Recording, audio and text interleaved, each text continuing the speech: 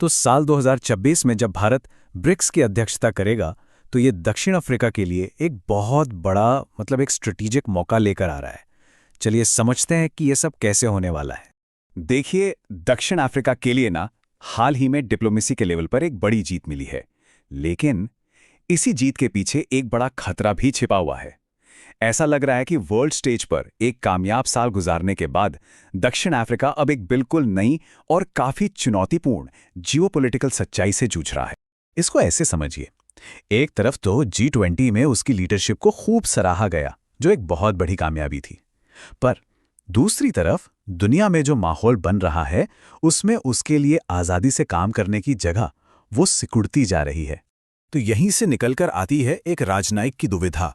असल में ये दक्षिण अफ्रीका की फॉरेन पॉलिसी के लिए इस वक्त की सबसे बड़ी चुनौती है कि वो अपनी स्ट्रेटेजिक ऑटोनॉमी पर जो दबाव पड़ रहा है, उससे निपटे कैसे।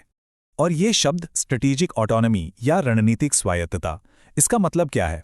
सीधा सा मतलब है कि कोई देश अपनी फॉरेन पॉलिसी के फैसले और अपने हित बिना किसी दूसरी बड़ी ताकत के दबाव के खुद ले सके।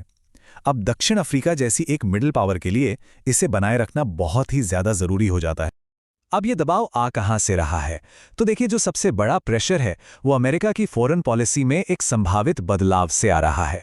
ऐसा माना जा रहा है कि अगर ट्रंप प्रशासन आता है तो वो मल्टीलैटरल ग्रुप्स, यानी जो कई देशों वाले समूह हैं, उन पर ज्यादा शक करेगा और उसका रवैया भी ज्यादा लेन देन वाला, ट्रांजैक्शनल हो जाएगा। जैसे ये बयान कि ब्रिक्स एक अमेरिका विरोधी गुट है। अब इस तरह की बातें ये साफ साफ एक ज्यादा टकराव वाले रवैये का इशारा करती हैं।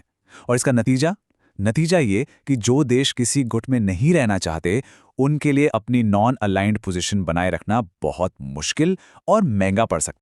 तो ऐसे मुश्किल और चुनौतीपूर्ण माहौल के बीच एक बहुत बड़ा मौका उभर रहा है, और ये मौका मिल रहा है एक खास प्लेटफॉर्म पर जिसका नाम है ब्रिक्स।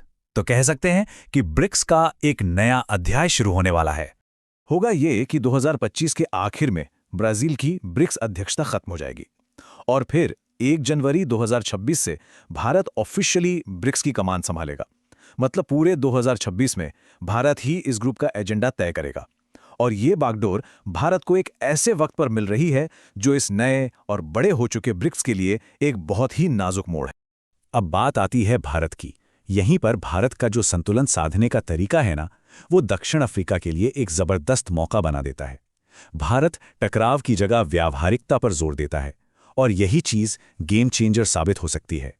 देखिए, भारत इस बात का साफ तौर पर विरोध करता है कि ब्रिक्स को एक वैचारिक या टकराव वाला गुट बनाया जाए।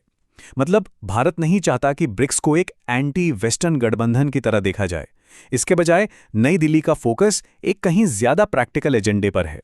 तो भारत क्या कर रहा है? वो ब्रिक्स की एक कॉमन करेंसी जैसे रेडिकल आइडियाज को रिजेक्ट कर रहा है, या फिर डॉलर के खिलाफ एक खुला मोर्चा खोलने से भी बच रहा है। इसकी जगह भारत क्या प्रमोट कर रहा है?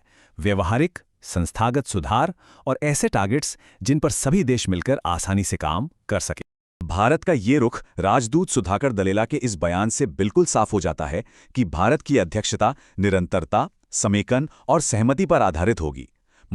फोकस आइडियोलॉजिकल लड़ाई पर नहीं, बल्कि स्थिरता और प्रैक्टिकल मल्टीलैटरलिज्म पर होगा। और प्रधानमंत्री नरेंद्र मोदी का विजन भी यही है, एक ऐसा ब्रिक्स जो मजबूती, नवाचार, सहयोग और टिकाऊ विकास पर फोकस करे।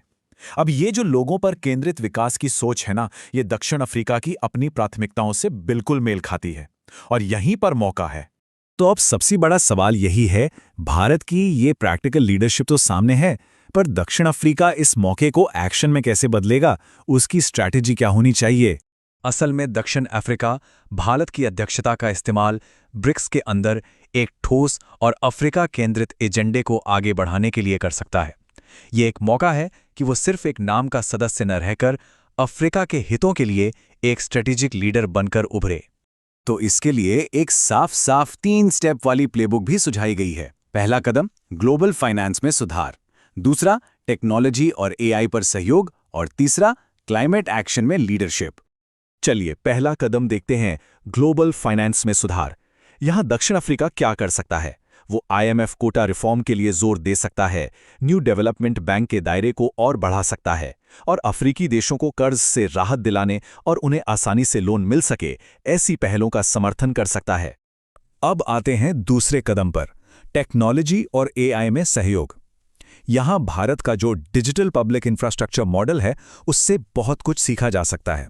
आर्टिफिशियल इंटेलिजेंस को कैसे रेगुलेट किया जाए, इस पर सहयोग हो सकता है। और सबसे जरूरी, स्किल डेवलपमेंट को बढ़ावा दिया जा सकता है ताकि रोजगार की समस्या से निपटा जा सके। और फिर है तीसरा कदम, क्लाइमेट एक्शन में लीड करना। ब्राजील के COP30 एजेंडे को आगे बढ़ाया जा सकता है, एक जस्ट एनर्जी ट्रांजिशन के लिए फाइनेंसिंग को पक्का किया जा सकता है और ग्लोबल साउथ के लिए क्लाइमेट चेंज से निपटने के लिए मजबूत फ्रेमवर्क बनाए जा सकते हैं। तो ये जो लीडरशिप, सही टाइमिंग और संस्थागत मौके का मेल हो रहा है ना, ये प्रिटोरिया यानी दक्षिण अफ्रीका के लिए एक बहुत ही अहम मोड़ है। सवाल ये है कि क्या इस अवसर को भुनाया जाएगा? जैसा कि कहा गया है कि जब बाहरी माहौल ज्यादा लेनदेन वाला हो जाता है तो ब्रिक्स जैसे मंच तालमेल, संतुलन और राजनीतिक सुरक्षा के लिए और भी जरूरी हो जाते हैं। मतलब साफ है, आज की इस बढ़ती हुई दुनिया में ये प्लेटफॉर्म्स सिर्फ फायदेमंद नहीं हैं, बल्कि ये मिडिल पावर्स के लिए एक जरूरी ढाल बन जाते हैं। तो असली सवाल यही रह जाता है, क्या दक्षिण अफ्रीका सिर्फ बातों से आगे बढ़कर इस रणनीतिक मौके को एक लंबे समय तक चलने वाले प्रभाव में बदल पाएगा? देखिए, भारत की अध्यक्षता एक मंच तो जरूर तैयार करती है, लेकिन इस मंच पर दक्षिण अफ्रीका एक कामयाब परफॉर्मेंस दे पाएगा या नहीं, ये तो उसकी अपनी एक साफ और एक्शन ओरिएंटेड रणनीति पर ही निर्भर करेगा।